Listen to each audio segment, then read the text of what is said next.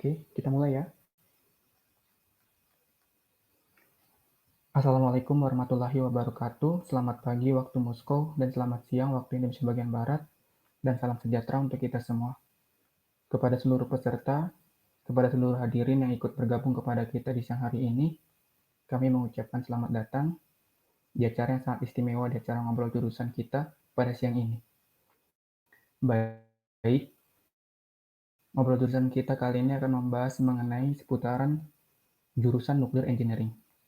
Perkenalkan, dengan saya sebagai moderator, nama saya Christian Pangaribuan, saya mengambil magister di jurusan Oil and Gas Engineering di Universitas Kazan Federal University. Baik, tanpa panjang lebar, kita akan perkenalkan dua narasumber kita, yaitu yang pertama, Muhammad Mahendra Datta, Bachelor in Nuclear Physics and Technology, Tomsk Polytechnic University, dengan prestasi Coordinator Division of Education, Indonesian Students Association in Russia, tahun 2019, Presiden Indonesian Student Association in Tomsk pada tahun 2018 sampai 2019. Student Council Head of Band SMA Negeri 4 pada tahun 2014 sampai 2015. Selamat pagi Mahendra Datta. Ya, selamat pagi. Baik. Untuk narasumber kita yang kedua, Regine Levanti Afielda Setiarso, Bachelor in Nuclear Power and Thermal Physics, National Research Nuclear University, MEPPHI. Dengan prestasi overall winner choir competition, 13th top team scholars cup, first winner of Russian language Olympiad for foreign students at MEPHI. Selamat pagi Maria. Selamat pagi. Oke, baik. Nah, mungkin bisa diceritakan nih, kenapa berkuliah di jurusan teknik dan kenapa di Rusia? Mungkin bisa mulai dari Mahendra Datta. Waktu dan tempat dipersilakan. Ya, selamat siang semua. Assalamualaikum warahmatullahi wabarakatuh. Selamat berpuasa bagi yang berpuasa dan selamat hari Minggu. Jadi kenapa memilih jurusan teknik nuklir? Pertama, mungkin alasannya jurusan ini termasuk jurusan yang perspektif dan jurusan yang bisa dibilang menjamin, walaupun di Indonesia belum memakai teknologi tersebut atau belum sepenuhnya memakai teknologi tersebut, tapi menurut saya harus dikembangkan lagi. Dan kenapa di Rusia? Sebenarnya sejujurnya waktu di sekolah itu mungkin bisa dibilang saya susah mencari universitas dan melihat peluang untuk berkuliah di Rusia. Makanya saya ambil di Rusia. Terima kasih. Kalau untuk Maria, bagaimana nih? Selamat pagi waktu Moskow, selamat siang yang di Indonesia. Saya memilih jurusan ini karena dari SMA saya sudah tanda kutip jatuh cinta sama fisika. Jadi dari SMA saya sudah ingin belajar teknik nuklir dan setelah saya mencari-cari bahwa di Rusia ternyata ada peluang yang untuk saya mengambil teknik nuklir, jadi saya belajar di Rusia. Dan juga karena dari segi ekonomi, memang di Rusia lebih murah dan dengan edukasi yang juga bagus. Jadi begitu, kenapa saya pilih di Rusia.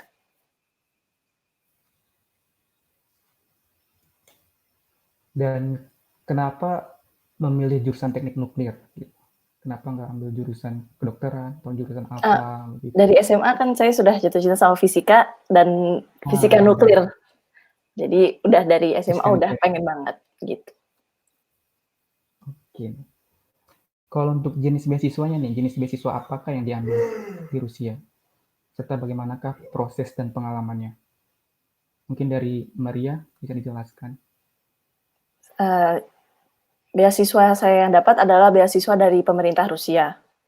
Saya waktu itu memang sudah tahu ingin ke Rusia, jadi saya les di PKR, Pusat Kebudayaan Rusia di Jakarta, dan di situ guru saya memberitahu saya bahwa ada peluang beasiswa, dan saya pun daftar, interview, lolos, dan akhirnya jalan ke Rusia dan ya sampai sekarang di sini. Untuk Mahendra Data, apa yang tepat, silakan.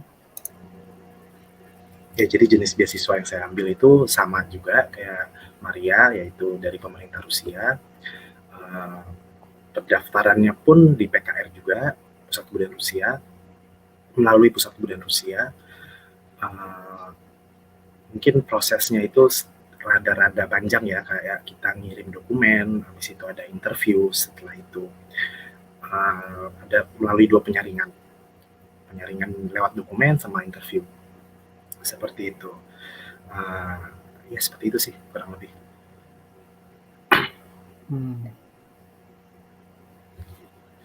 Kalau boleh tahu, perbedaan antara mahasiswa di Indonesia dan Rusia itu apakah ada perbedaan? Adakah perbedaan yang signifikan? Dari Mahendra Data. Ya, terima kasih. Jadi mungkin sejujurnya kan kita masih S1 di sini, jadi kita tidak merasakan menjadi mahasiswa di Indonesia. Tapi mungkin karena teman-teman saya juga saling cerita, saling ngasih tahu, ngasih kabar gitu gimana kuliahnya. Jadi mungkin saya bisa ngebayangin atau bisa ngerasain sedikit-sedikit lah gimana rasanya jadi mahasiswa di sana. Dan mungkin ada kelebihan dan kekurangannya pastinya. Kita di sini di Rusia khususnya mempunyai kekurangan, yaitu language barrier, atau kita susah berkomunikasi dengan masyarakat setempat, sehingga kita kurang aktif di dunia sosial. Tapi tidak memungkiri juga sih, maksudnya kita juga bisa berusaha. Khususnya kan saya di kuliah di Toms, di kota Toms. Di kota tersebut masih sedikit English speaker. Maka dari itu kayaknya ada susah juga kalau kita langsung terjun ke organisasi gitu. Mungkin kalau di Indonesia kelebihannya itu, kita bisa aktif di dunia universitas, nggak cuman kupu-kupu kuliah pulang yang kayak kita lakuin sekarang atau saya lakuin sekarang. Seperti itu. Makanya saya pun juga jadi masuk ke Permira, karena menurut saya ini salah satu hal yang bagus untuk dilakukan, yaitu berorganisasi saat menjadi mahasiswa, seperti itu. Dan mungkin kelebihannya di sini mungkin yang saya rasa sih bisa mempunyai teman internasional dari berbagai negara, sehingga kita mengetahui culture mereka, kita bisa tahu adatnya mereka gimana. Saya juga tinggal di asrama, jadi saya juga bisa mencicipi makanan mereka, seperti itu. Apalagi ya, mungkin juga dari segi universitas, karena di Rusia ini terkenal dengan sifat-sifat dingin atau sifat-sifat yang kalau di Indonesia kan kayak biasanya orang tuh sering gak enakan, tapi kalau di sini kan orang ya gak enakan itu nggak ada gitu kan. Jadi mungkin kita kalau komunikasi sama dosen tuh kadang-kadang dosen juga ngomongnya ya seenaknya aja gitu, apalagi kalau udah dosen tua, udah profesor, dia ngomong seenaknya aja gitu, seadanya lah pokoknya. Jadi kadang-kadang kita itu melatih kita supaya supaya lebih, mungkin bisa dibilang lebih memahami, lebih memaklumi kali ya. Apalagi ya, dan juga di saat komunikasi berbeda itu, maksudnya bahasa komunikasi kita beda, kita sekaligus juga mencari cara gimana menjelaskan hal yang sulit menjadi mudah. Itu juga termasuk kelebihannya sih menurut saya gitu. Dan juga apalagi ya, bisa dibilang kita kalau komunikasi ini lebih ke komunikasi sih sebenarnya gitu kan. Karena di saat kita ngomong itu mungkin kita harus mikir 2 kali gitu kan, atau mungkin lebih dari 2 kali gitu, karena susah banget menjelaskan hal yang sulit ke orang-orang gitu. Apalagi saya itu kalau misalnya kalau di Rusia itu di saat kita punya tugas, kita itu harus mempertahankan tugas tersebut. Jadi kita harus jelasin gimana kita cara ngerjain tugas tersebut gitu. Berarti kita harus menjelaskan apa yang kita kerjain. Nah, kadang-kadang hal itu susah gitu. Karena saya pernah di posisi di mana saya ngerti hal itu. Cuman saya nggak bisa menjelaskan dengan kata-kata apa yang saya ngertiin gitu. Jadi bisa terlihat nggak ngerti jadinya karena kita nggak bisa menjelaskan dengan baik apa yang kita ngerti, itulah kurang lebih. Ya, mungkin perbedaannya itu sih kurang lebih gitu. Terima kasih. Oh, oke, baik. Jadi kurang lebih di bahasa ya lebih menonjol ya perbedaannya ya, Bung ya. Oke, untuk Maria, Ya, terima kasih. dengan tempat dipersilakan. Jadi kalau soal kurikulum saya juga kurang tahu karena saya masih S1 di sini dan belum tahu bagaimana kurikulum di Indonesia. Jadi menurut saya perbedaan yang paling signifikan itu adalah bahasa saja seperti yang Kak Mahendra bilang. Lalu yang kedua itu culture-nya. Jadi tuh di sini culture kita beda banget dan mungkin pertamanya adalah culture shock pastinya. Kita ngelihat hal yang di Indonesia itu sama sekali nggak pernah dilakukan dan tapi kita harus biasakan itu karena kalau nggak biasa kita nggak bisa bertahan di sini. Dan juga cari temannya juga bakal susah. Karena di sini di kota Opnins saya sendiri nggak ada orang Indonesia lainnya. Jadi saya harus berusaha lebih untuk mencari teman yang ada language barrier-nya. Bahasa Inggris juga pasti ada language barrier-nya, nggak akan seenak ngobrol dengan bahasa Indonesia, nggak enak ngobrol dengan sesama warga negara Indonesia. Jadi nyari temannya memang ekstra susah di sini. Tapi bukannya mustahil, pasti bisa kalau kita ingin. Dan ketika kita sudah cari teman, sudah dekat, sudah kenal dengan orang-orang, semuanya akan jadi lebih mudah karena kita ada yang bantu. Gitu juga dengan language barrier. Ketika kita punya teman Rusia yang sudah dekat, yang sudah mengenal kita, karena kita yang mendekati mereka atau mereka dekatin kita, itu mereka bakal bantuin kita untuk ngerjain tugas, untuk ngatiin ini, ngatiin itu.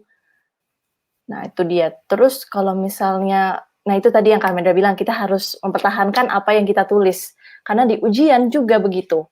Kita akan ditanya-tanya, ini apa, ini kenapa kamu pilih formula ini, emang apa hubungannya? Meskipun itu benar, tapi guru kita bisa membuat bahwa kita kok salah ya, kira-kira ini salah jangan-jangan gitu. Kita bisa, wah jangan-jangan aku salah gitu. Tapi padahal benar. Nah itu kita harus mempertahankan itu. Saya kan belajar pakai bahasa Inggris, bukan pakai bahasa Rusia. Jadi mungkin agak lebih gampang daripada mereka yang pakai bahasa Rusia yang benar-benar susah kan bahasanya. Nah tapi kita harus coba untuk bisa mempertahankan apa yang kita tulis pakai bahasa Rusia. Itu yang menurut saya perbedaan besarnya sih dengan mahasiswa di Indonesia. Oke, baik. Kalau untuk benefitnya nih di jurusan nuklir, kira-kira apa sih benefitnya menjadi mahasiswa jurusan nuklir engineering di Rusia? Kalau untuk Maria, mungkin seperti apa benefitnya? Benefitnya ya,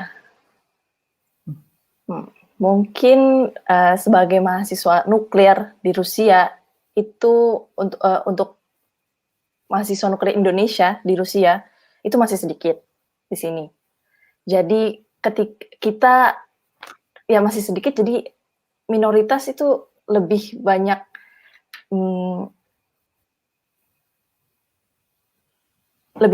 peluang untuk dikesertakan dalam event-event kampus karena mereka butuh international students dari berbagai negara. Sedangkan negara Indonesia ini masih sedikit, jadi mereka langsung ke kitanya. Mereka yang butuh kita, itulah kasarnya gitu.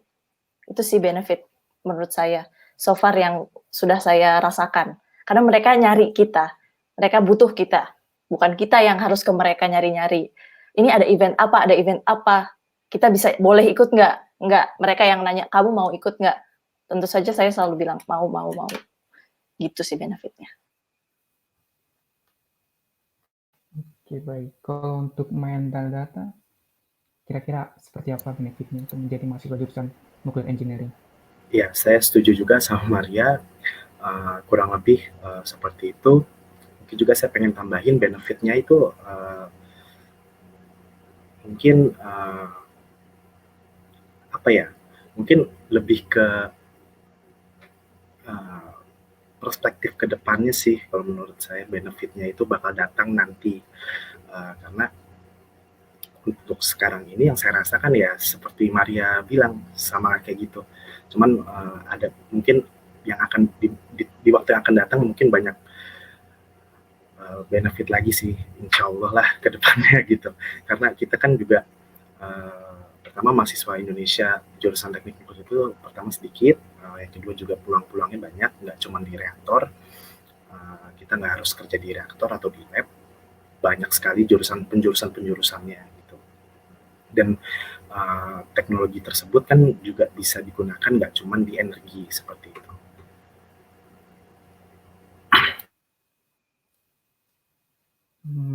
Mungkin di kedepannya nih, kira-kira bisa nggak sih bekerja di apa gitu, di negara mana impiannya begitu? Mungkin dari Maria tentang benefit. Benefitnya, ya aku setuju banget karena kita masih sedikit itu dia dan banyak peluang kerja yang bisa kita lakuin. Tapi kedepannya aku mau lanjut S2 dulu dan saat itu mimpiku sih ingin ke IAEA. Nah, itu International Agency yang di bawah United Nation. Aku mau kerja di situ. Karena saya masih S1, masih semester 2 nih, aku masih kecil. Jadi belum terlalu mikir, kalau misalnya boleh jujur, belum terlalu mikir jauh banget, karena saat ini aku cuma pengen lulus exam dulu. Itu yang aku pusingin, dan dengan corona ini mood belajar tuh agak kurang, jadi harus gas biar bisa lulus exam. Itu dulu sih, kalau boleh jujur. Oke, baik. Kalau untuk Mahendra Data, gimana? Iya, jadi menurut saya mungkin kalau misalnya kerja di bidang-bidang yang sensitif seperti nuklir itu, setahu saya di banyak negara itu orang asing dilarang untuk bekerja di bidang tersebut. Contohnya kayak di Rusia mempunyai company Rosatom, kita pun dilarang untuk melakukan praktek di reaktor. Gitu. Jadi saya punya pengalaman di saat Rosatom itu datang ke universitas, tapi bukan kita yang datang ke reaktor, walaupun teman-teman grup saya itu pada mengunjungi reaktor, cuman orang asing itu dilarang seperti itu. Tapi kalau misalnya untuk kerja di organisasi atau kerja di bidang di organisasi internasional atau mungkin di Indonesia di Batam, itu kita masih bisa sih pasti gitu.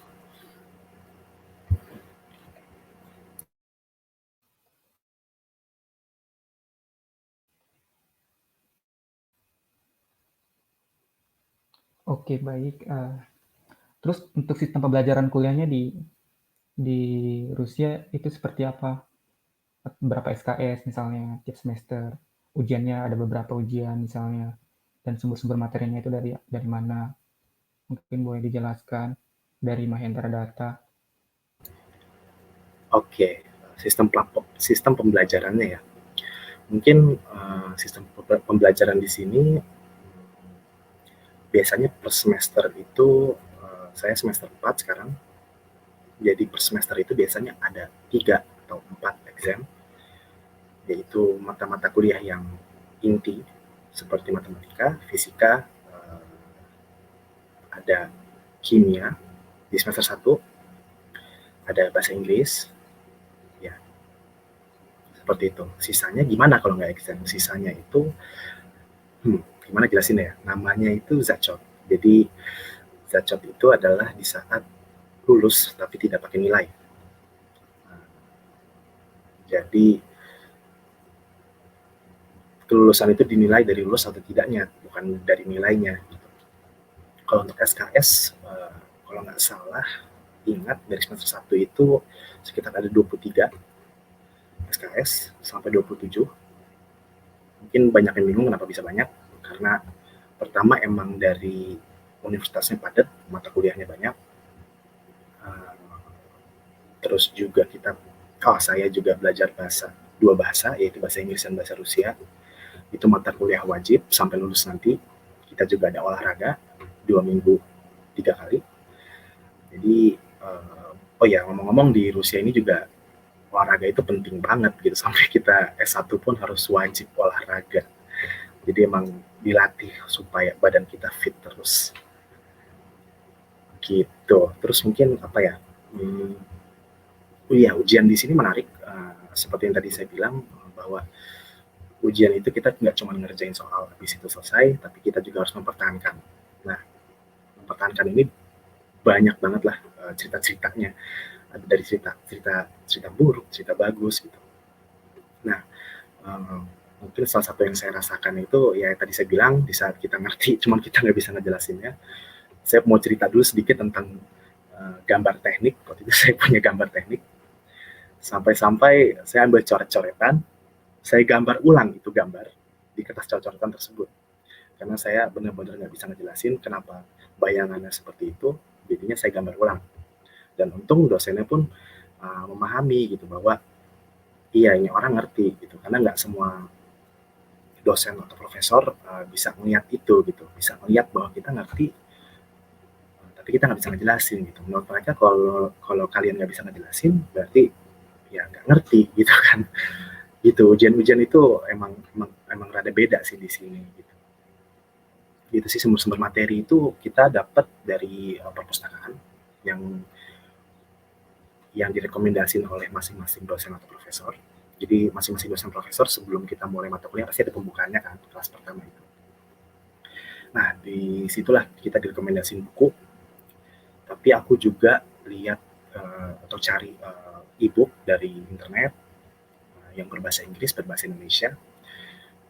Jadi ya memakai berbagai bahasa sih gitu, karena kadang-kadang kita kalau pakai kadang-kadang saya tahu temanya apa, cuman saya nggak nemu di bahasa Indonesia itu, di buku yang bahasa Indonesia gitu. Contohnya kemarin saya dapat pelajaran tentang material dan buku itu saya nggak nemu dalam bahasa Indonesia. Menurut saya sih mungkin karena saya nggak tahu apa bahasa Indonesianya gitu kan. Cuman emang susah dicari sumber materi tersebut gitu. Akhirnya saya menggunakan buku yang dari perpustakaan dan mencari e-book yang berbahasa Inggris. Ya seperti itu. Nah, kira-kira dari Mahen nih, kuliah di Tom's Polytechnic University itu sulit nggak sih? Atau bagaimana kesulitannya di apa? Atau seperti apa gitu? Ya, kalau kita ngomongin soal sulit, saya yakin banget S1 dimanapun juga pasti merasa kesusahan. Sempat harus beradaptasi dari suasana sekolah ke suasana kuliah atau suasana universitas yang dimana-mana kita harus mandiri. Nggak ada dosen yang ngejar-ngejar. Jadi kalau ditanya susah atau enggak pasti susah. Harus cepat-cepat beradaptasi sih kuncinya. Makin cepat kita beradaptasi makin baik, karena kita kan nggak mau ketinggalan materi atau ketinggalan pelajaran. Jadi bahkan 1 bulan 2 bulan pertama itu cukup untuk adaptasi seperti itu. Tapi kalau khusus di Tom's Polytechnic University ini, menurut saya sih kalau kita tetap termotivasi, tetap gigih, tetap bermimpi setinggi-tingginya gitu, kita sih pasti bisa ngelewatin semuanya gitu. Walaupun orang-orang bilang kamu kuliah di Politeknik ya, D3 ya gitu kan. Karena di Indonesia Politeknik biasanya bukan S1, dan berseragam. Tapi di sini alhamdulillah enggak. Maksudnya di sini enggak pakai berseragam. Satu, jadi emang beda namanya. Ya, tapi lebih banyak ke praktek sih menurut saya di sini. Karena jam praktek itu yang saya maksud adalah apa ya? Mungkin lebih ke kelas kecil ya, kayak lab atau kelas kecil seperti fisika itu. Jadi kita punya dua, yang satu kelas umum teori, yang satu kelas praktek. Itu padat banget jamnya. Lab pun juga padat. Apalagi ya. Dan setiap semester saya itu kurang lebih ada 12 sampai 15 lab pelajaran fisika. Dan menurut saya itu cukup banyak, dan juga karena masa-masa seperti ini kita mempunyai lab itu di internet. Jadi kita punya seperti apa ya, kayak program dari internet gitu. Di situ ada peralatannya, di situ kita bisa mengukur gitu. Dan jujur hal itu buat kita makin sulit karena hal yang virtual itu pasti beda sama hal yang langsung gitu kan. Ya seperti itu sih kurang lebih.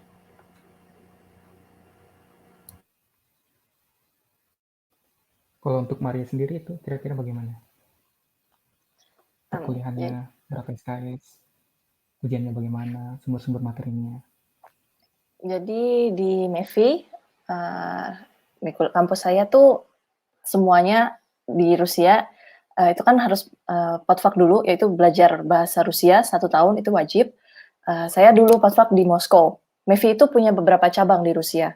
Ada yang di Volgograd, lalu juga di Obninsk, di Moskow-nya sendiri, jadi di mana-mana. Saya POTFAK waktu itu di Moskow. Waktu di Moskow dulu, semester pertama belajar bahasa Rusia doang. Belajar bahasa Rusia conversation. Lalu semester kedua baru masuk fisika, kimia, dan informatika. Pakai bahasa Rusia. Nah, itu sulit. Kaget dong. Ini apa? Nggak bisa terjemahin. Terus ketika dan ya itu tadi kita ada sesi ya, yaitu di mana minggu-minggu di mana kita exam. Nah, examnya itu seperti yang Kak Mahendra tadi bilang, setelah kita tulis, kita harus jelasin kenapa kita pilih formula ini, kenapa kita gunain ini. Tapi ada juga zachot. Zachot itu yang kita nggak usah exam. Jadi berdasarkan performance kita di semester-semester itu. Nah, lalu saya pindah ke Obninsk karena jurusan saya Nuclear Energy and Thermal Physics itu hanya ada di Obninsk, di Moskow nggak ada. Lalu ketika saya pindah ke sini, saya harus adaptasi lagi. Itu sulit, jujur. Teman-teman baru, lalu nggak ada orang Indonesia. Nah, itu kaget. Tapi saya pilih kami ditanya, mau pilih bahasa Rusia atau bahasa Inggris? Saya tentu saja pilih bahasa Inggris. Lalu, tapi sistemnya semua sama. Pelajarannya sama, hanya bahasa yang berbeda. Karena saya sering compare sama yang teman saya yang pakai bahasa Rusia, pelajaran kita sama semua. Di MIFIS ini, exam ada 3 yang pasti selalu ada, yaitu matematika analisis, fisika, dan satu lagi adalah cabang dari matematika, yaitu bisa aja algebra atau semester kemarin kami belajar mengenai, saya lupa lagi, pokoknya cabang matematika. Nah, tahun ini ada lagi kimia examnya, tapi kimia ini cuma first year, jadi nanti ke depannya kami nggak akan ada kimia. Setiap semester itu beda-beda pelajarannya. Semester kemarin saya punya history of nuclear, tapi semester ini saya punya filosofi. Dan saya mau bilang jangan kaget bahwa di Rusia, khususnya di kampus saya, hari Sabtu belajar. Dan jam 9 pagi, saya punya filosofi hari Sabtu. Nah itu tentu saja saya dikata-katain sama teman-teman saya di Indonesia. Ya, kamu hari Sabtu belajar, padahal mah sebenarnya nggak terlalu penting lah, karena kan filosofi itu juga zachot. Tapi ya adanya begitu. Terus juga exam-nya kalau kita nggak lulus sekali, kita bisa ambil lagi remedial lah kasarnya, tapi ditentuin sama kampusnya kapan. Nah itu bisa aja minggu depan atau 2 minggu lagi. Kalau nggak lulus lagi, kamu ke komisia. Komisia itu tuh di depan guru-guru yang nggak cuma ngajarin kamu. Jadi ada misalnya ketua fakultas kamu, terus ada siapa lagi, guru kelas lain. Nah, itu lebih susah lagi karena mereka nggak tahu kita di kelas gimana. Ketika kamu udah masuk komisia, itu sulit banget. Nah, karena saya belajar pakai bahasa Inggris, saya belajar иностранный язык, yaitu foreign language, bahasa Rusia. Tapi bahasa Rusia ini zachot juga, nggak ada exam. Dan kami akan belajar bahasa Rusia sampai tahun ketiga. Jadi tahun keempat nggak ada. Lalu FISRA, yaitu olahraga, pendidikan olahraga itu juga sampai tahun kedua, kalau saya nggak salah. 2 kali seminggu, itu wajib, tapi juga zachot. Di sini kesulitannya buat saya adalah FISRA itu, olahraga. Karena saya nggak suka olahraga, tapi wajib di sini dan dapat nilai, jadi saya pusing. Tapi karena saya harus lakukan, ya sudah. Juga di MEFIS ini, di kota saya tuh ada nuclear power plant pertama di Uni Soviet, tapi sekarang nggak dipakai, dan kami sempat sebelum corona ini ada ajakan dari pihak kampus, mau nggak lihat-lihat di sana, karena kita nggak bisa main datang. Jadi ada kesempatan untuk ke nuclear power plant itu, selalu ada kesempatan. Apalagi kamu orang Indonesia, jarang di sini, jadi lebih banyak kesempatannya. Lalu apa lagi ya? Karena pelajarannya berbeda-beda tiap semester, jadi SKS-nya juga saya kurang tahu juga, karena kadang itu penilaiannya itu mereka juga tergantung gurunya kadang-kadang. Karena tapi setahu saya itu 30 SKS-nya tiap semester. Nah itu dia, filosofi ganti dengan history. Lalu nanti di tahun kedua ada tambahan lagi pelajaran lainnya. Sebenarnya intinya adalah fisika, matematika, tapi ada cabang-cabangnya, dan itu mereka berbeda, beda mata pelajaran, mata kuliah. Jadi intinya kita belajar fisika dan matematika, gitu.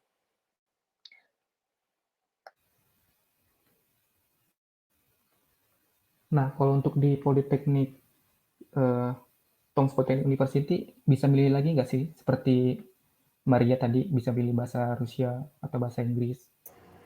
Oke, jadi khusus program S1 yang disediakan itu adalah hanya bahasa Rusia di jurusan teknik nuklir. Tetapi di jurusan S2, di sana ada program bahasa Inggris, karena peminatnya itu lebih banyak. Jadi saya juga punya teman dari India, dari benua Afrika. Mereka itu kuliah S2 jurusan nuklir dan juga berbahasa Inggris gitu. Tapi biasanya berbahasa Inggris itu, ini biasanya ya, yang berbahasa Inggris itu mereka tidak mempunyai beasiswa, jadi bayar sendiri pakai dana pribadi, seperti itu.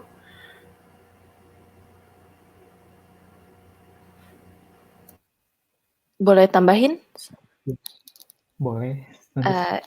Jadi tadi kan kalau saya kan S1, nah itu kami dibagi ada nuclear physics and technology dan nuclear energy and thermal physics.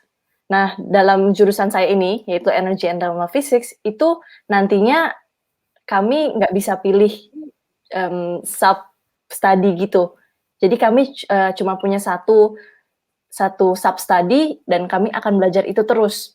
Kalau yang soal physics and technology, mungkin Kak Mahendra yang bisa jelasin lagi karena saya kurang tahu sebenarnya. Tapi setahu saya itu bisa milih lagi.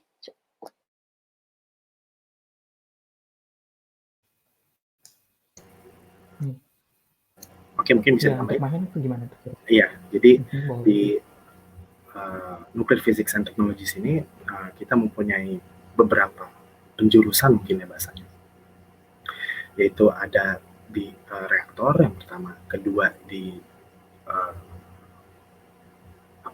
isotop, yaitu tentang kita mempelajari tentang lebih mempelajari tentang pemecah belahan isotop di dalam reaktor. Seperti itu. Berikutnya tentang radiasi. Saya juga diterima di sana di safety radiation. Mungkin dari mulai nanti tahun ketiga itu saya udah mulai penjurusan, jadi masuk ke sana. Habis itu ada tentang safety environment. Jadi mungkin bagi teman-teman yang belum tahu, sebelum dibangunnya reaktor atau mungkin tiba-tiba ada radiasi di tempat mana, atau mungkin ada mau buat pengeboran atau apa. Nah, itu mereka tuh yang turun gitu. Untuk survei atau untuk apa gitu. Nah, jadi di penjurusan ini di TPU khususnya ya, sangat spesifik sub bidangnya seperti itu.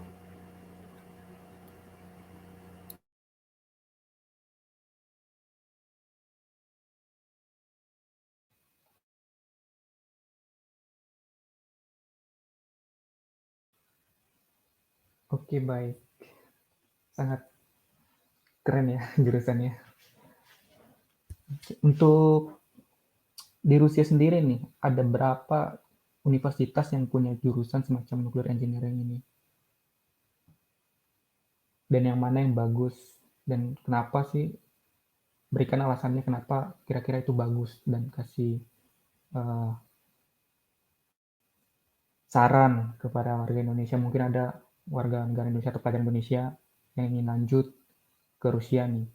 Kasih tips-tipsnya nih beberapa universitas nih yang bagus di Rusia.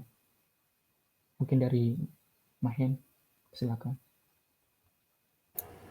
Ya, mungkin dari saya itu pertama pastinya TPU karena saya kuliah di sini. Jadi mungkin saya rekomendasiin ke kalian, bagi kalian yang mau lanjut S2 atau mungkin yang baru lulus, yang mau lulus SMA, saya rekomendasiin ke TPU karena di sini itu pertama Toms itu terkenal dengan kota mahasiswa, bukan kota turis. Jadi emang benar-benar yang datang ke sini itu mahasiswa. Jadi sampai kalau musim panas itu sampai sepi banget karena orang populasi Toms tersebut tuh sedikit gitu. Jadi banyak pendatangnya. Teman internasionalnya banyak. Orang Indonesia pun banyak. Permira Toms itu termasuk permira yang lumayan besar. Punya anggota sekitar 60 kalau nggak salah atau 70. Jadi lumayan besar, teman-teman masuk banyak. Terus mungkin itu sih. Kalau di universitas lain mungkin yang saya tahu itu ada di Saint Petersburg Polytechnic kalau nggak salah. Terus ada MEVI juga, mungkin nanti Maria bisa dijelasin lebih lanjut. Habis itu ada apa ya namanya? Mungkin yang di Ural itu lupa namanya apa. Maaf sebelumnya saya kurang tahu tentang universitas di jurusan nuklir di Rusia gitu. Mungkin ya itu sih yang saya bisa rekomendasiin. Kalau untuk Maria sendiri bagaimana nih? Apa yang mau direkomendasikan? Tentu saja di MEVI, karena dari namanya aja National Research Nuclear University. Jadi National Research University itu ditentukan oleh pemerintah Rusia supaya fokus dengan jurusan dengan studi itu. Jadi MEVI ini udah emang ditujukan untuk belajar nuklir. Meskipun memang ada jurusan-jurusan lainnya yang baru-baru sih sebenarnya bisa dibilang. Nah, lalu yang saya tahu di Bauman juga ada, Bauman di Moskow, Saint Petersburg ada, yang Polytechnic University, terus juga ada yang di Ural yang Kak Mahendra bilang, tapi aku juga kurang tahu. MGU, saya kurang tahu, apakah itu nuklir ataukah itu cabang dari fisika? Ilmu fisika saya kurang tahu. Itu bisa dilihat di, website kalau ingin, study Russia, itu bisa dicari lebih lanjut di situ, di mana aja. Nah, MEFI itu punya banyak cabang memang, di kota-kota lain, di Voronezh ada, di Obninsk ada, tapi emang itu semua adalah MEFI. Dan memang kami, MEFI sendiri memang benar-benar fokus dengan nuklir. Jadi saya rekomendasiin untuk semua yang ingin, belajar nuklir, untuk ke MEFI. Gitu. Oke, sepertinya sama-sama Boleh bagus nih boleh ya tambahin nggak? antara boleh. Ngomong-ngomong TPU juga national research loh. Nuklir nggak, Kak? Nuklir nggak, Kak? Ini kayaknya sama-sama jago, sama-sama keren ya antara Toms dengan MEPI. Nih, kalau boleh tahu nih, jurusan nuclear engineering ini benar nggak sih di Rusia, hanya di Rusia doang ada jurusan ini, atau ada di negara-negara lain? Untuk Maria mungkin.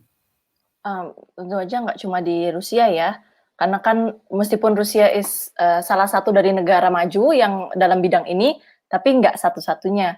Ada di Amerika, ada di Eropa juga sebagian, juga ada di Cina, juga ada di negara-negara Asia kayak India, gitu-gitu juga ada pastinya. Cuma saya pilih Rusia karena itu yang paling sejalan dengan saya, dari segi ekonomi, dari segi besarannya sih emang dari segi ekonomi ya, jadi worth it gitu. Meskipun emang saya harus belajar lebih banyak soal bahasanya, cuma bisalah. Jadi menurut saya di Rusia ini worth it lah. Gitu. Kalau untuk Mahendra? Iya, jadi emang jurusan nuklir ini banyak di berbagai negara yang tadi udah disebutin. Di Indonesia pun ada, di UGM dan di Batam. STTN ya namanya, STTN. Maaf. Terus juga di Rusia ini terkenal dengan teknologinya gitu. Dari Perang Dunia Kedua juga mereka juga udah punya dari Perang Dunia Kedua. Jadi pun tapi ini saya ngomong gini bukan berarti negara-negara lain yang waktu Perang Dunia Kedua kurang bagus, enggak juga gitu. Semuanya bagus, asal kitanya aja yang gimana memakai ilmu itu.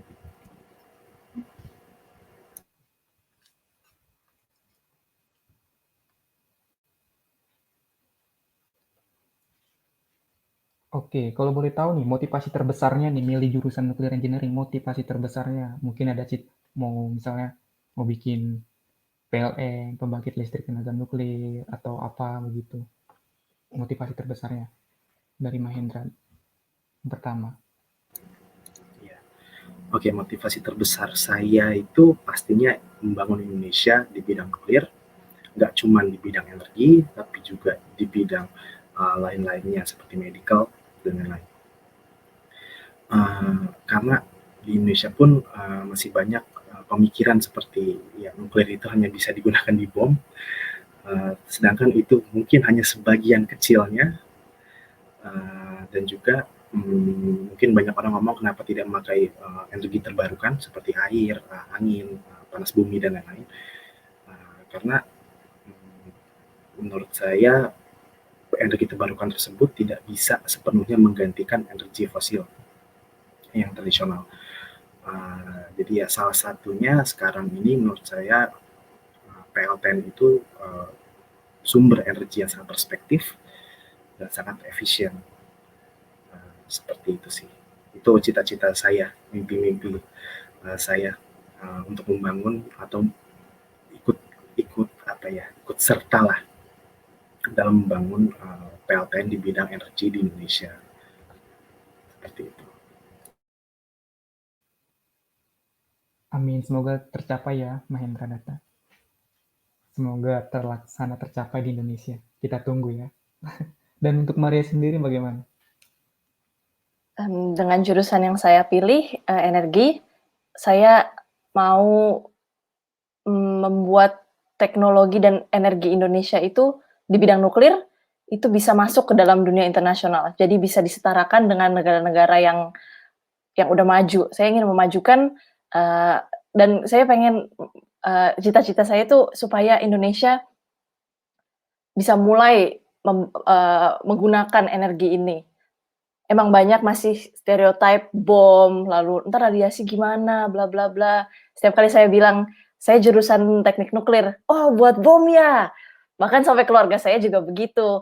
Padahal mah buat bom itu, ngomong-ngomong, untuk foreigners kita nggak akan diajarin buat bom. Karena di MIF ini juga ada terpisah yang hanya bisa dipilih, jurusan terpisah yang bisa dipilih hanya, bagi orang Rusia.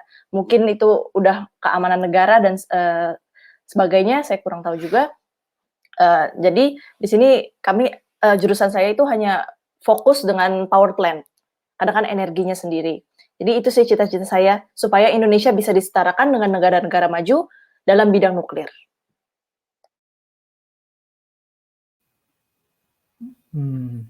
Menarik sekali. Nah, ini yang menjadi semakin menarik nih di Indonesia. Ketika kita berbicara mengenai nuclear engineering, orang-orang selalu berpikiran negatif. Oh, itu untuk bom, itu untuk hal-hal yang negatif. Nih, bagaimana nih pesan atau pesan nih untuk dari Maria dan Mahendra Data untuk merubah stereotip atau persepsi yang negatif dari masyarakat Indonesia mengenai nuklir ini, begitu. Mungkin apa gitu sehingga masyarakat Indonesia atau pelajar Indonesia bisa merubah stereotip ini bahwa ternyata nuklir itu tidak selamanya itu negatif, ada juga positifnya atau apa gitu. Mungkin dari Mahendrata, silakan. Iya, mungkin salah satu caranya itu yang efisien dan tepat targetnya itu adalah melakukan seminar di mungkin di berbagai sekolah ya. Karena menurut saya itu paling efisien dan juga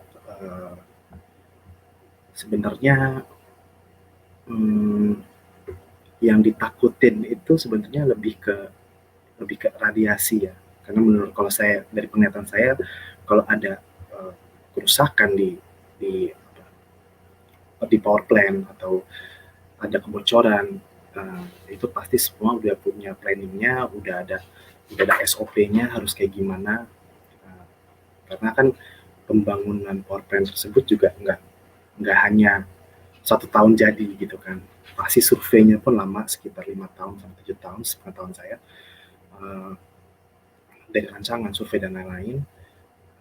Jadi menurut saya pun semua itu dapat diperhitungkan. Jika terjadi kecelakaan itu bencana gitu. Pasti di setiap sisi punya risiko lah seperti itu. Dan juga buat teman-teman juga bahwa teknologi tersebut tidak cuma dipakai di energi, bisa juga dipakai di bidang-bidang lain. Karena mungkin nggak cuma hanya di bom, di persenjataan atau di reaktor power plant maksudnya. Kayak gitu.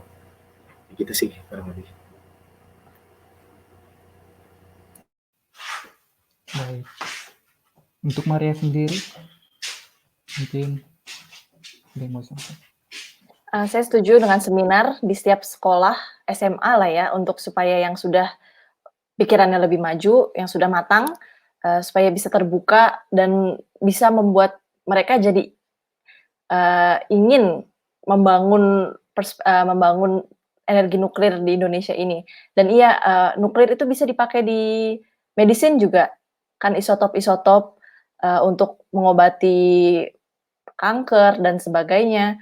Itu bukan mengobati maksudnya, mendeteksi juga bisa.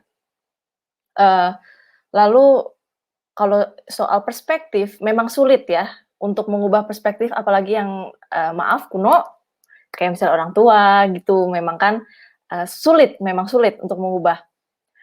Karena dari film-film kan juga nuklir itu bom bom bom, tapi di Indonesia itu nuclear weapon free zone ngomong-ngomong. Kita IAEA yaitu organisasi internasional di bidang atom energi atom, itu mereka bakal mendeteksi kalau ada kegiatan-kegiatan yang yang udah menjurus ke pembuatan weapon gitu loh, bakal langsung ditahan.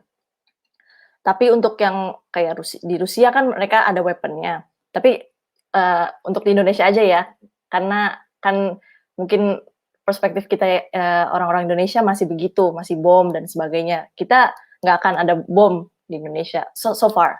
Dan untuk yang radiasi setelah kecelakaan itu setiap pembangunan power plant itu benar-benar harus matang. Itu yang Kak Mahendra bilang panjang prosesnya. Nggak cuma bikin jadi. Kita kalau kenapa-napa gimana? Nggak kayak gitu. Pasti panjang banget. Karena kan kita butuh lihat sekitarnya, banyak sisi yang harus diperhitungkan. Tempatnya juga harus pas banget untuk buat power plant. Jadi sebenarnya emang kecelakaan bencana itu sedikit bukan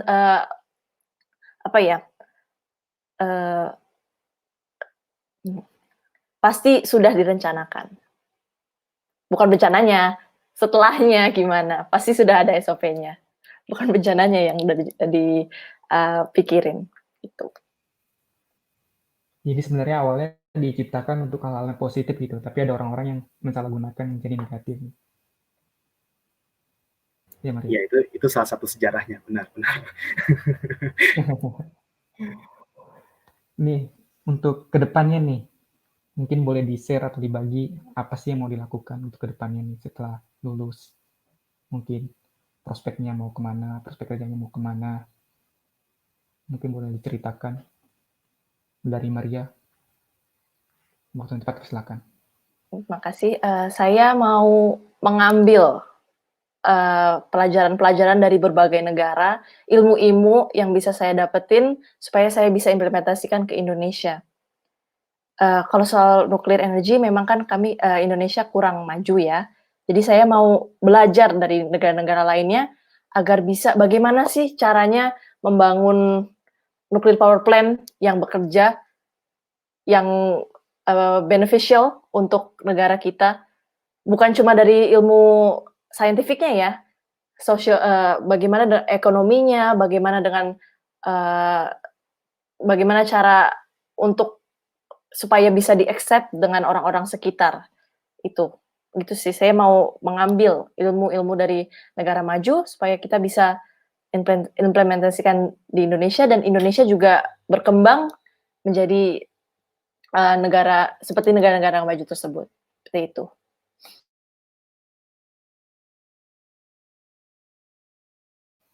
Untuk Mahen, waktu dan tempat dipersilakan.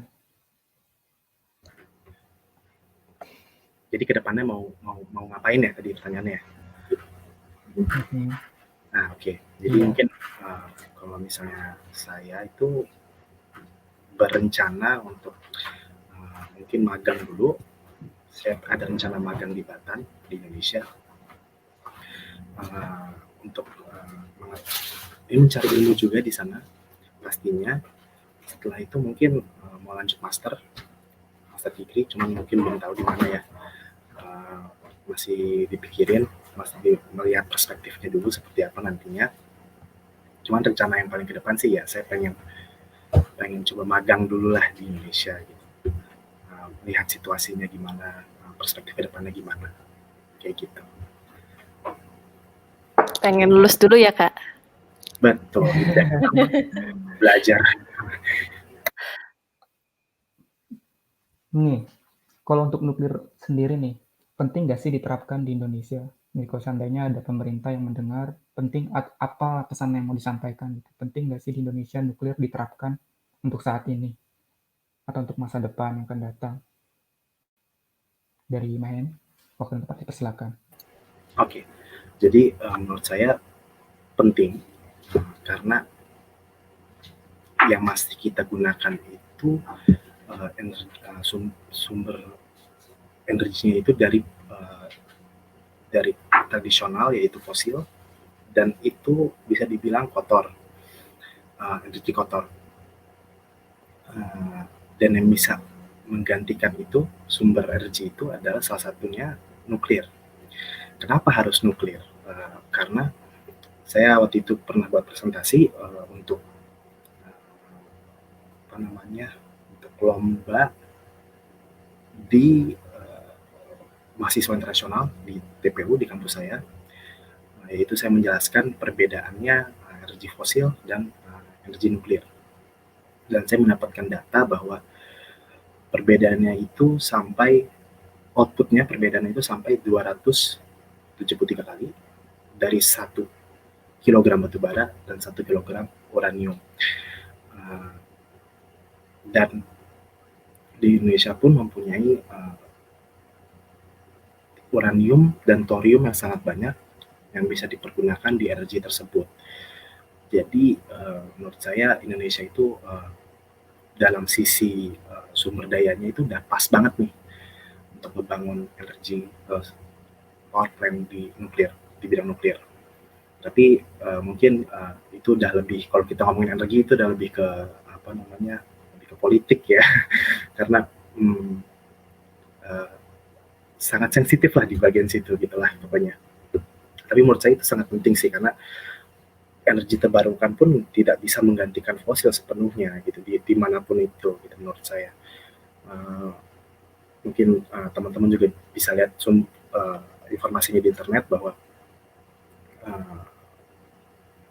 apa namanya, untuk membuat misalnya kayak apa ya namanya, kincir angin ya, yang membuat angin itu turbin yang di sungai tidak akan sepenuhnya bisa menggantikan fosil, energi fosil seperti itu. Sedangkan energi nuklir pun bisa menggantikan sepenuhnya gitu. Dan pastinya nggak cuma energi nuklir aja yang dipakai di dalam satu negara. Pasti kita mempunyai beberapa sumber energi gitu.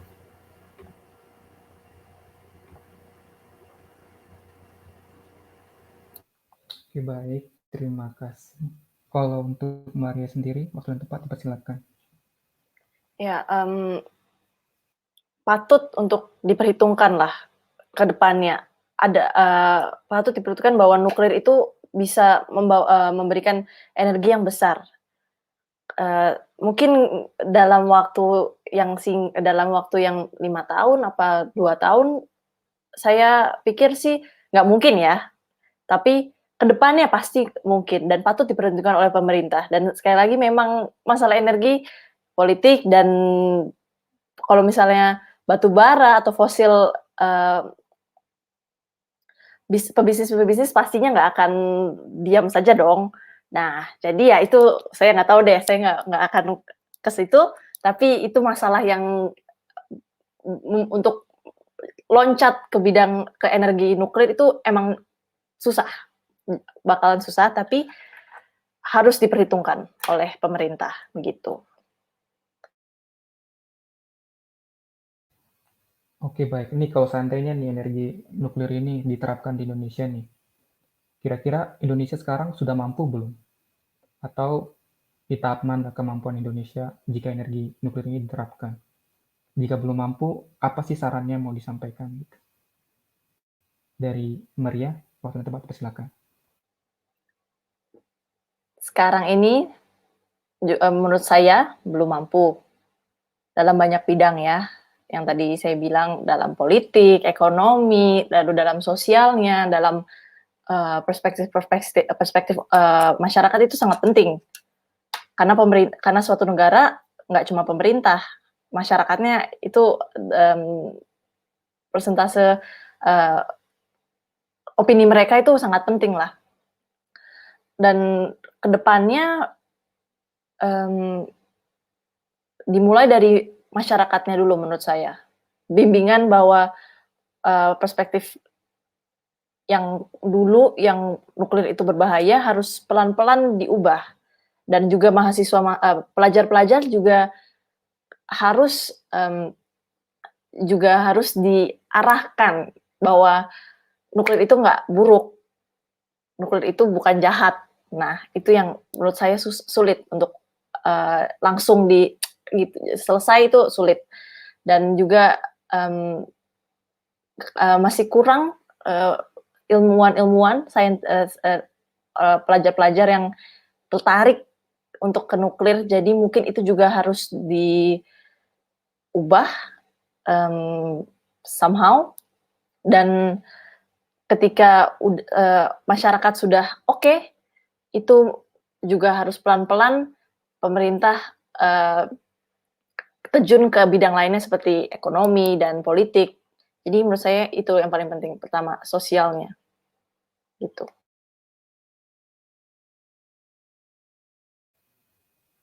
Untuk Mahen, waktu yang tepat dipersilakan.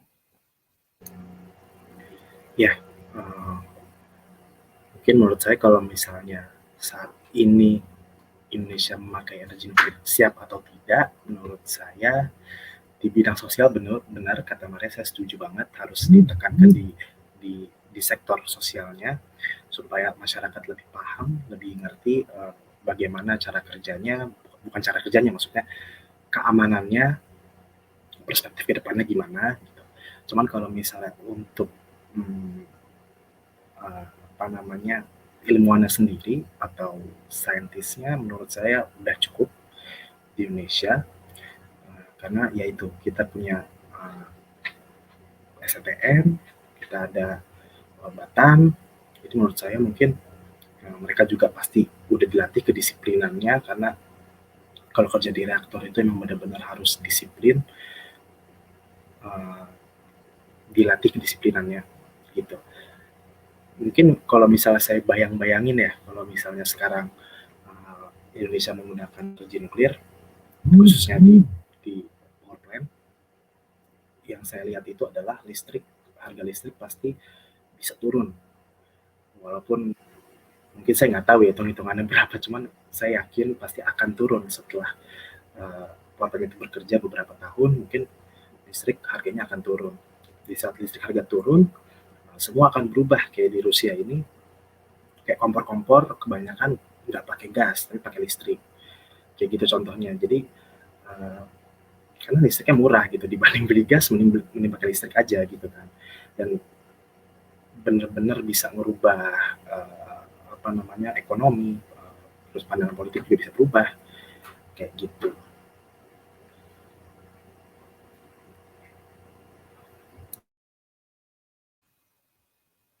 Oke, baik. Terima kasih atas penjelasannya. Mungkin dari penjelasan narasumber kita yang pertama dan kedua ini mampu menjawab daripada masyarakat Indonesia atau pelajar Indonesia. Dan sekarang kita masuk kepada tahap tanya jawab. Kita beri waktu 5 menit kepada penonton atau peserta yang hadir untuk memberikan pertanyaan di kolom komentar. Mungkin selama 5 menit ke depan dari Mahendra Data atau Maria bisa menambahkan apa tentang nuklir ini.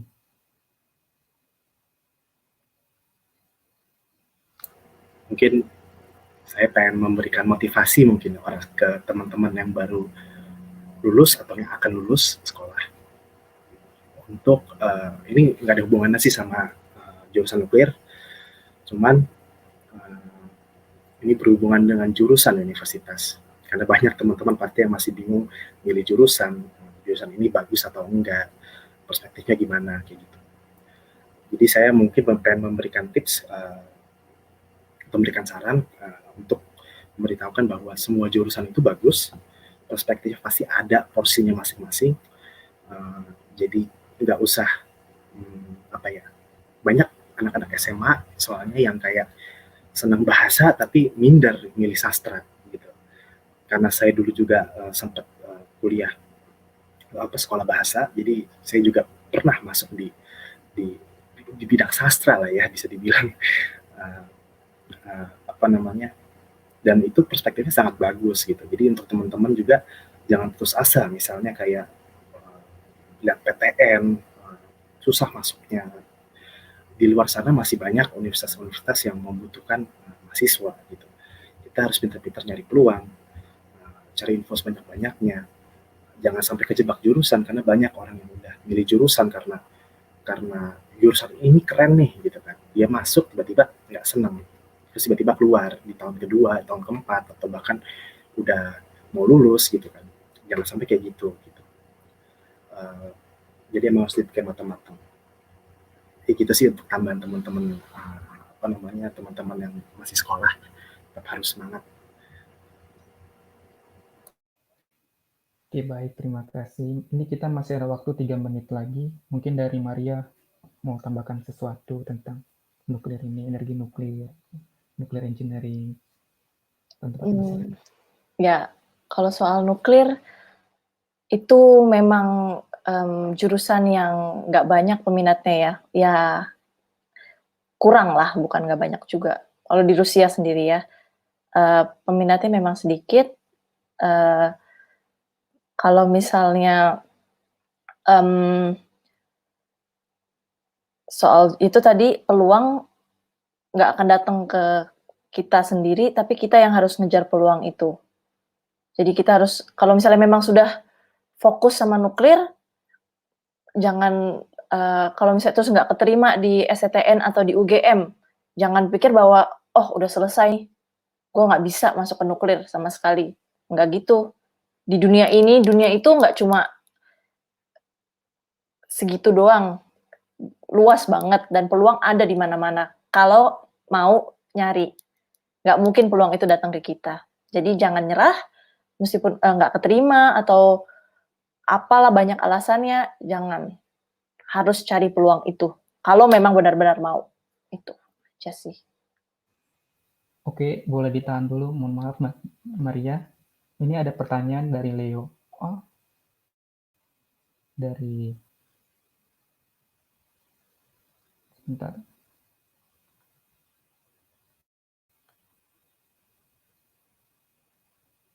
Dari Leo Setiarso.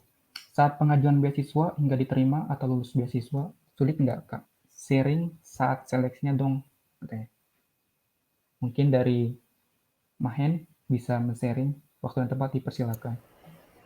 Ya, oke. Saat Indonesia ingat diterima, sulit nggak? Oke, jadi sebenarnya kalau kitanya on time memberikan dokumen, menyerahkan dokumen, interview juga lancar, insya Allah lancar-lancar aja dapat beasiswanya gitu. Cuman dibalik lagi kita harus lihat perspektifnya, bukan perspektif sih, lebih ke apa ya namanya ya, dari sisi pendaftarannya banyak kan ya orangnya, yang diterima berapa ya, kita harus nyari info itu untuk yang tahun lalu gitu. Jadi misalnya pendaftar sekarang kita harus cari info itu yang tahun lalu kayak gimana, kayak gitu. Karena tiap tahun ini beasiswa yang ke Rusia itu makin nambah terus peminatnya, jadi pasti persaingan lebih ketat. Nah, baiknya sih kalau menurut aku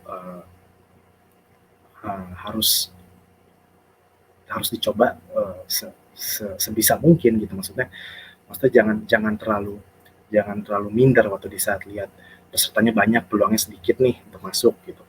Tapi harus tetap coba. Nah, mungkin aku pengen sharing sedikit tentang waktu seleksi itu. Jadi aku itu waktu dulu aku udah kuliah duluan di Rusia. Jadi aku kelas sekolah bahasanya 2 tahun. Di tahun pertama aku lewat jalur mandiri pakai agen. Habis itu aku mengajukan beasiswa. Karena itu emang planningnya. Waktu SMA itu aku telah daftar beasiswa, jadi itu planningnya. Jadi waktu mendaftar beasiswa itu, aku menyiapkan dokumen itu dari 6 bulan sebelum pendaftaran. Kira-kira kan pendaftaran Januari akhir, Januari awal gitu ya kalau nggak salah. Pertengahan akhir, Februari awal, kira-kira. Jadi dari 6 bulan awal pun aku udah mempersiapkan semuanya.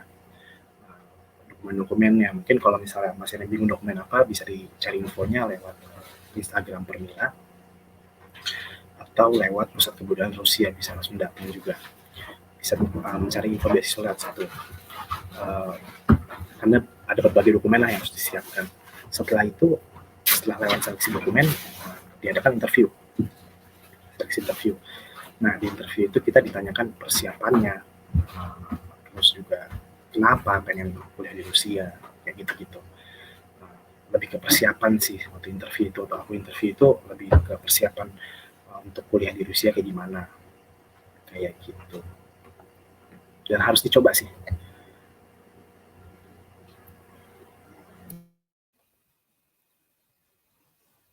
Oke, dan untuk Maria, waktu dan tempat dipersilakan. Mungkin bisa membantu menjawab dari Leo Setiarso. Iya, Kalau jadi cepat dipersilakan. ketika beasiswa saya ngajuin beasiswanya, seleksi pertama dokumen. Ketika lengkap dan jelas, itu dokumen semua, kemungkinan besarnya lolos. Lalu yang kedua adalah interview. Nah, saat interview itu, saya interview ditanya, "Siapkah kamu nuklir sendiri?" Bukan di Rusianya, nuklir. Karena yang interviewer saya bilang, "Kamu cewek, masih baru lulus SMA, langsung nuklir di Rusia, kamu siap nggak? Emang mental kamu siap nggak?" Ya saya jawab siap, meskipun emang dalam hati agak ada kurang siapnya, cuma saya mau dan udah cukup buat saya untuk bilang siap, begitu. Dan ketika kamu bilang siap, itu harus jadi terus-terusan siap, jangan ada waktu emang pasti ada waktu yang down ketika ngambil di Rusia ini nih, ngambil nuklir, khususnya buat saya, tapi jangan jadikan alasan untuk berhenti dan nggak lanjut. Ketika kamu harus bilang siap, itu berarti udah prinsip kamu sampai kamu lulus, begitu. Lalu ketika tahun saya itu, saya untuk nuklir sendiri, kami hanya berdua yang masuk nuklir. Jadi mungkin karena kami ngambil nuklir, jadi lebih diprioritaskan. Saya juga dengar-dengar dari kakak tingkat yang waktu itu juga ikut interview, karena yang ngambil nuklir emang sangat sedikit waktu masa saya waktu itu. Saya beasiswa tahun 2018. Itu yang ngambil hanya berdua, begitu. Sulit sih ketika seleksi itu mental yang diuji, karena kita nggak tahu loloskah kita, apa perkembangannya kita nggak tahu, dan ketidaktahuan itu tuh memang menguji mental kita, gitu. Mungkin kuncinya sabar kali ya.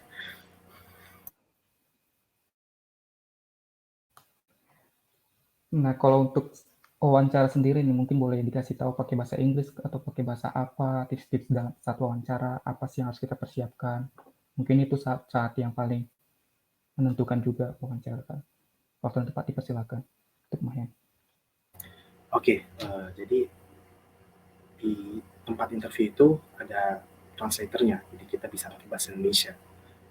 Gitu, dan ya tadi yang saya bilang bahwa lebih ditanyakan di persiapan kita, kayak dari ekonominya, dari diri kitanya gimana, yakin apa enggak, ditanya daftar di mana aja, di universitas mana aja.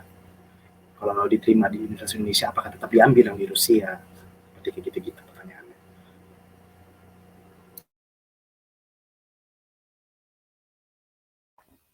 Baik, terima kasih. Kalau untuk Maria sendiri? Saya ketika wawancara pakai bahasa Inggris. Itu memang tergantung setiap orangnya ya. Bisa pakai bahasa Indonesia yang Kak Mahendra bilang ada translatornya, tapi juga bisa pakai bahasa Inggris. Yang mana aja yang comfortable. Lalu yang ditanya memang seputar jurusan, seputar kesiapan, yang memang itu-itu aja. Cuma memang bakal gugup banget dan mungkin kita bakal ngomong ngelantur, lalu muter-muter. Sebelumnya emang harus tenangin dulu supaya bisa jawab dengan pikiran yang clear, supaya itu juga soalnya wawancara kan juga pasti mereka melihat ini orang bagaimana. Dan ketika kita clear jawabnya, mereka bakal lebih percaya lah, begitu.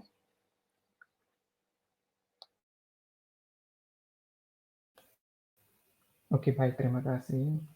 Jadi, sedikit menambahkan juga ya. Jadi, pada saat kita udah untuk briefing atau sebelum persiapan berangkat ke Rusia, kita juga kan bertemu di ini apa namanya PKR, Pusat Kebudayaan dan Rusia. Nah, di sana juga kita kan dituntut mereka pakai bahasa Rusia gitu. Kalau mereka tahu tidak tahu, kita harus tahu, mau tidak mau kita harus tahu bahwasannya harus berbahasa Rusia. Mungkin itu juga mental harus dipersiapkan. Mungkin itu sih. Dan ini ada pertanyaan kedua dari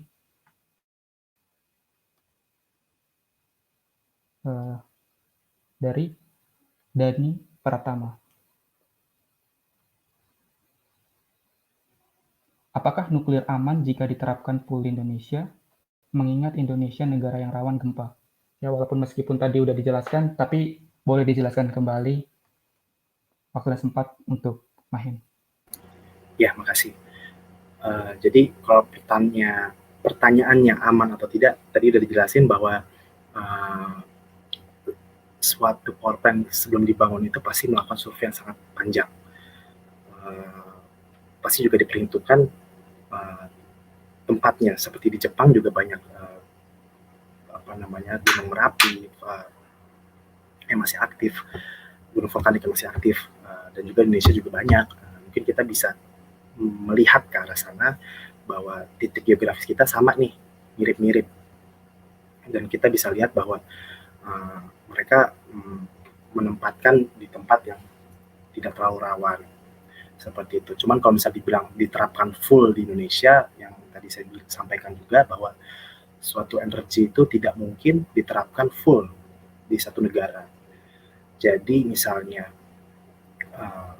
kita memakai full energi nuklir di Indonesia, itu menurut saya sih sangat tidak memungkinkan gitu. Karena di saat kita memakai di satu bidang aja, di saat kita kehabisan bahan bakar atau kehabisan sumber dayanya, sumber daya alam, itu juga harus dipikirkan gitu, lebih beresiko dibanding kita menyebarkan di beberapa bidang. Seperti itu.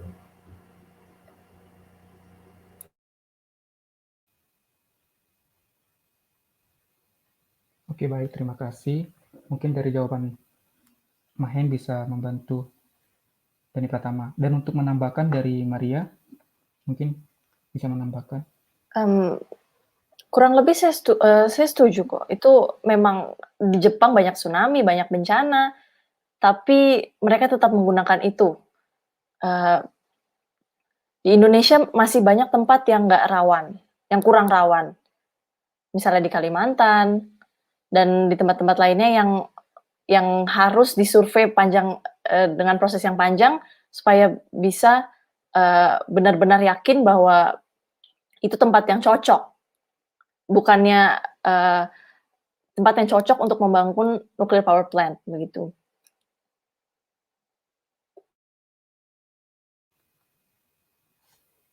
Oke, baik, terima kasih. Mungkin jawaban dari kedua narasumber bisa membantu Dani Pratama. Dan ini ada pesan dari Sally Rosalina. Oke, mungkin ini untuk kita semua kali ya. Terima kasih untuk Sally Rosalina atas nasihat dan pesannya. Oke, berhubung karena tidak ada pertanyaan lagi, kita akan menutup kegiatan ini. Tapi sebelum menutup, dari kedua narasumber kita berikan waktu dan tempat pesan kepada teman-teman di Indonesia yang ingin berkuliah di Rusia, terutama di bidang nuclear engineering. Ini penutup kita. Waktu dan tempat untuk Maria. Silakan. Untuk teman-teman yang ingin melanjutkan studi di Rusia, terutama dalam bidang nuklir, don't give up, jangan menyerah. Peluang selalu ada, dan kita sesama mahasiswa Indonesia akan saling membantu. Dan jadi jangan merasa sendirian ketika sudah di sini. Jangan berpikir bahwa wah, gue bakal sendirian di sana. Enggak, kita bareng-bareng. This is our fight. Karena kita sesama orang Indonesia selalu akan dibantu pastinya. Mau itu dalam edukasi ataupun dalam bidang socializing. Jadi jangan pernah berpikir bahwa kamu sendirian, jangan menyerah. Itu aja.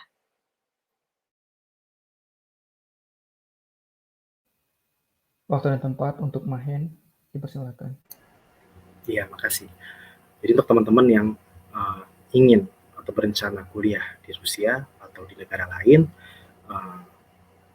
jangan ragu, karena di sini pun kita punya, setiap negara punya PPI, hampir setiap negara punya PPI, dan Rusia pun juga aktif banget PPI-nya, Permira, karena saya pun juga di bidang pendidikan perwira, jadi saya tahu kinerjanya dan sangat bagus. Saya sangat apresiasi kinerja mahasiswa-mahasiswi Indonesia di Rusia. Uh, uh, untuk yang ingin kuliah di bidang nuklir, saya pun sangat menyarankan, karena di Rusia ini, mungkin kalau misal di Indonesia kan namanya teknik nuklir ya, cuman kalau misal di Rusia ini saya masuknya ke fakultas fisika, jadi fisika nuklir nama jurusannya. Dan menurut saya lulusan dari fisika itu mempunyai perspektif yang beda, karena teori yang kuat, jadi dia mempunyai perspektif yang beda. Dan saya pun berharap teman-teman dari Indonesia pun jangan pernah putus asa jika bingung mau kuliah di mana, mau jurusan apa. Hanya harus dipikirkan matang-matang, dipastiin lagi, cari info banyak-banyaknya, jangan sampai kejebak di jurusan itu, misalnya nggak seneng cuman karena keren aja gitu masuk ke situ, jangan. Harus dipikir matang-matang. Terus juga ya harus kalau bisa terbuka lah sama dunia luar, maksudnya ya itu, jangan pernah harus melihat peluang dari sisi manapun, kayak gitu.